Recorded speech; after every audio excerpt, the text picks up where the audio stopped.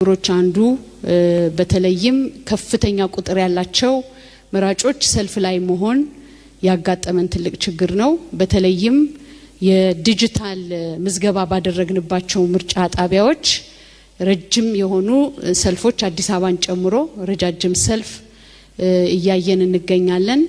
እንግዲህ ይሄ የሆነበት ትልቁ ምክንያት እንደምታውቁት በዲጂታል የሚመዘገቡ ሰዎች ወይ ራሳቸውን በራሳቸው በሞባይል አፕ ወይም በዌብ ቤዝድ ራሳቸውን መዝግበዋል።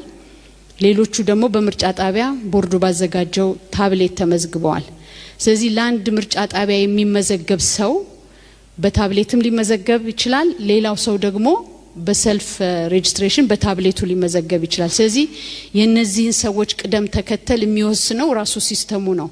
ነገር ግን ፕሪንት ስናደርገው ይሄንን የመራጮችን መዝገብ ፕሪንት ስናደርገው በአልፋቤት በአማርኛ አልፋቤት እየተከተልን ከሀ እስከ ፐ ድረስ ስንዘረዝር በዛ መንገድ ነው የተዘጋጀው።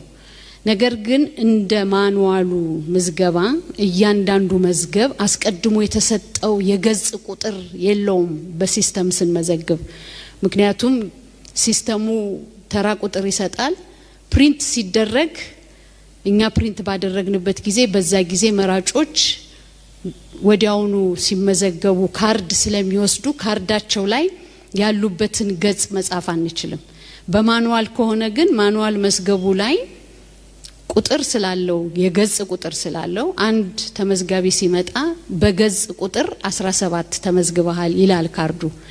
ለዲጂታሉ ግን እንደገለጽኩት ሲስተሙ ከመዘገበ በኋላ ካርድ ሲሰጣቸው ገጽ ቁጥር ስለማይኖረው ፕሪንት ሲደረግ የገጽ ቁጥሩን ማግኘት አይችሉም ተመዝጋቢዎች ማለት ነው። ስለዚህ አሁን ይሄንን ችግር አይተን ከስር መስመር ላይ ሰልፍ ላይ ያሉትን ሰዎች የተመዝጋቢዎችን ዳታ ይዘን እያጠሩ ስንተኛው ገጽ ላይ እንደሆኑ በካርዳቸው ጀርባ ላይ እየጻፉ የሚሰጡ ለማስተናገድ በፈጣን እንቅስቃሴ መሄድ የሚቻልበትን መንገድ እያመቻቸን ነው። በዚህ አጋጣሚ በዚህ ችግር ብዙ ረጅም ሰዓት ሰልፍ ላይ የቆሙትን መራጮች ይቅርታ መጠየቅ ፈልጋለሁ። ያው መራጮች መዝገብ በማኑዋል ባለመመዝገቡ አስቀድሞ የገጽ ቁጥር ለመያዝ ባለመቻሉ የተፈጠረ ነው። ግን በፍጥነት እየፈታን ለመሄድ እንሞክራለን ማለት ነው።